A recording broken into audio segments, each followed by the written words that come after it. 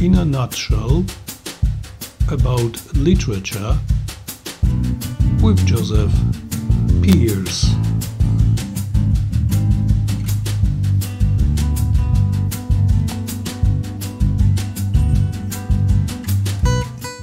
Hello everyone, welcome to my channel. I'm Franczak and this is part 31 of In a Nutshell about Literature with Joseph Pearce. In the previous episode we discussed a very influential but relatively recently discovered Old English work of literature. If you haven't seen it or any other episodes in which we explore Western civilization's classics, please check the playlist.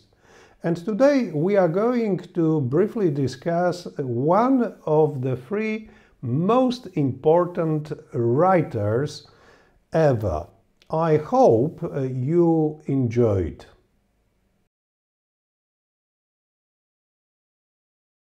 A little bit about this important work of literature discovered a little bit late, but maybe it is not a coincidence, considering the fact that The Lord of the Rings was written by Tolkien, and so there is this influence.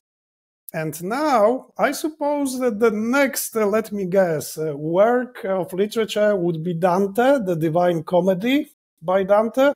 Yes, you're right. I mean, I would probably, again, show my Anglo-centric bias of throwing in one or two really superb Old English poems, perhaps on the way, but we can put those to one side. Yes, Dante as the work of Christian literature. I don't think anybody. I mean, I always say, who are the greatest writers in the whole of Western civilization? I think there are three: Homer, Dante, and Shakespeare. Homer wrote two great works. Dante did write other works, of course. Shakespeare wrote many works, but the one work to rule them all and in the likeness bring them is Dante's Divine Comedy, and it doesn't get better than that. I mean, T.S. Eliot, arguably the greatest poet of the 20th century, said that he used to carry a copy of the Divine Comedy in the original Italian in his pocket edition. And he used to say, when I think of Dante, I realize how inferior I am in his presence, and I feel that all I can do is point at him and be silent. And that's the greatest poet, arguably in the English language, at least of the 20th century, basically paying homage to the greatest poet in any language of all time. Okay, but I've got a question for you, and later maybe I will explain why I have asked this question. How do you suggest we read the Divine Comedy? Slowly. The key thing about the Divine Comedy is, first of all, that none of us are going to understand it because it's a lot of it is connected to commentary upon his own times. So if you don't know much about the history, of the High Middle Ages in Florence, we're not going to understand a lot of the references. So the first thing you do need to read it with a good superstructure of annotation.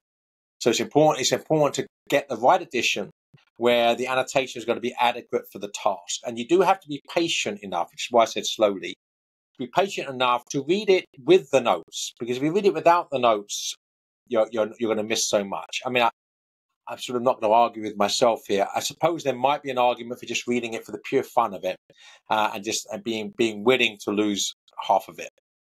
I'm not going to argue with recreational. If you're reading recreationally, then there aren't any rules really. But if you're going to read on a deeper level, on a more scholarly level, on a more engaged level, so you first of all have to make sure it's an edition with a good superstructure of reliable. By the way, that means Thomistic annotation.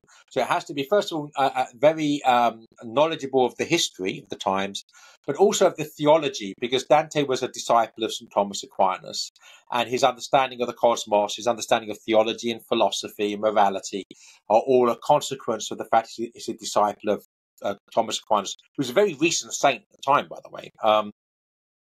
And so you have to have an annotation which is Thomistic in terms of philosophy and theology, but also very historical. And then, of course, the other thing that's necessary is a good translation. You know, unless you're lucky enough to be able to read Italian. One good thing I would say about that, though, as a tangent, interviewed. God help me. Her name will come to me. Good friend. Bear with me. I'm going to walk off camera. Bear with me for a moment. Dante's Divine Comedy. Let's have it here. Oh boy. Here we are. Paradiso. I don't have my eyes. No, that's not true. Isn't true because obviously you have to edit some of this out, aren't you? Because that's annoying me now. Barbara Reynolds. I haven't found it yet. I just remembered. Barbara Reynolds. So my favourite translation of Dante is Dorothy Sayers' translation. For various reasons. One of them, apart from the fact she's very Thomistic and understands Dante from that perspective, is that she keeps to Dante's poetic form of terza rima, which is very masculine and very integral to what Dante is trying to do, the architecture of the poem. But she died. I love this. Dorothy Sayers died in the middle of Paradise. Most of us just hoping to get there. She died in the middle of Paradise in the sense that she was translating the Paradiso by Dante when she died. So Barbara Reynolds, her good friend, who's an Italian scholar, took over and finished it. So I interviewed her when I was researching my book, Literary Converts, in her home in Cambridge. And I said, I would like to learn Italian, not so much so I can speak as you know, when I'm in Italy, right? I go to Italy. In those days, living in England, I used to go every couple of years to Rome and other parts of Italy. Not so much because I want to be a tourist that can converse, but because I want to be able to read the Divine Comedy in the original language without having to read it through the sort of shadow or the veil of a translation. But I said, I imagine it must be really hard because it's medieval Italian, right? And Chaucer is difficult, and surely, and Dante's even older than Chaucer. And she said, no. You have to understand the Italian language actually has changed much less than the English language. So to read Dante's Italian is more like reading Shakespeare's English. And of course, Shakespeare's about 300 years after Dante, because the Italian language has not changed as much. So if you learned modern Italian, you could read Dante's Divine Comedy relatively easily, which should have been all of the encouragement I needed to learn Italian. But alas, being a miserable sinner, I never actually got round to doing it. Yeah, so now I will tell you why I'm asking this question, because I must admit that for a long, long time, I couldn't simply get through the Divine Comedy. And in Poland, we've got, of course, several different translations. There is one classic translation that has been popular for a long, long time. And I suppose many people stopped even understanding at least some fragments of the translation. And I must admit that I tried different translations. The furthest I got was the purgatory part, I think more or less in the middle, and then I suddenly stopped and I couldn't get through. And then I, with deep sadness, I expressed my disappointment to one monk. And he told me, look, you cannot read it as any other poem or work of literature. One pope, I don't remember right now who, or even maybe several popes, said that the Divine Comedy is like the fifth gospel. Wow. And, something clicked in my brain. And after that conversation, I started reading the Divine Comedy as though I would read the Gospel for the first time. I started reading, like you said exactly, all the footnotes, all the additional things about it. And to my surprise, I started reading it faster. And I managed to read it through to the very end. I cannot say that I think the most difficult part for me was the paradise part. Yes. Because I think of these references you mentioned to Saint Thomas Aquinas, right? The Middle Age theology and so on. But that was important. It completely changed my view of the whole poem, and I started enjoying it. Well, right. Jan, all I'm going to say is I'm so pleased that you didn't get stuck in purgatory and you eventually managed to get to heaven, because that's the goal of all of us. But maybe before we finish, because of course we could dedicate the whole conversation, a new video to only the Divine Comedy. I think that this particular work of literature is so complex that it is something unbelievable. And I think that to prepare to read it properly, actually, we would need at least, I don't know, a year of studying, of lectures, of introduction. I don't think we should scare people off as if it's sort of No, I don't want to scare, but to get deeper into the poem. We don't want to make it sound like a Gnostic gospel that you'll be part of the cognoscenti before you can understand it. You go further. It's so deep, as is the gospel, as is Holy Scripture.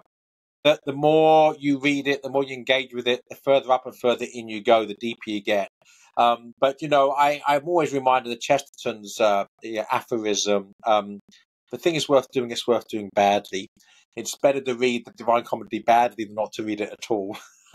And then just hopefully you want to come back to it as you do with Scripture, right? You don't just I've read St. John's Gospel and I have to read it again. No, the Divine Comedy is such an epic work, one of the great edifices of Christian civilization, that we should want to go back, and even if we don't read the whole of it, just go in and read like we do with Scripture. You go in and you read a chapter. You just go in and read a canto, and just keep re-engaging with this majestic work over and over and over again till it becomes familiar to us. But that might be a lifetime's work, It's like as reading Scripture is, right? You don't think, well, I understand it now. I've got it now. I don't need to read it again. No, every time you go back to it, you're going further up and further in and going deeper. Same thing with Divine Comedy. Every time you return to it, you're going deeper and deeper. So it's a work that you should just gravitate back to throughout your life.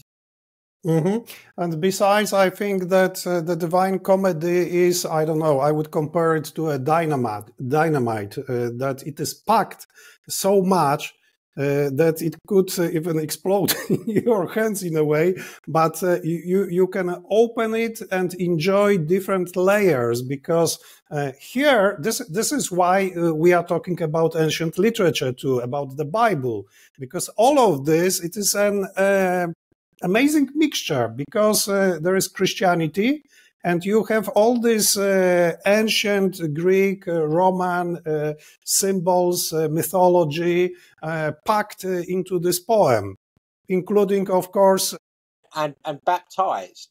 So baptized, yes. It's Athens and Jerusalem as the foundations for Rome, right? So we have Dante's Divine Comedy here as Roman civilization, as in, by this stage, Roman Catholic civilization, but it has its foundations in Athens and Jerusalem. So he understands the Bible. The whole thing is awash with biblical references, but he also understands ancient literature, and specifically, of course, and especially Virgil, who is his guide through the Inferno and Purgatorio. Yes, this union, this marriage between Athens and Jerusalem is brought to this wonderful fruition, this wonderful child of that marriage, the Divine Comedy. So maybe one more thing, and we will finish with that. As I remember, I hope clearly, someone wrote that actually Dante thought about poetry as something that should, putting it simply, lead the reader to salvation. And I think in this poem it is something really important, because this is a concept that in modern world is maybe even not understood.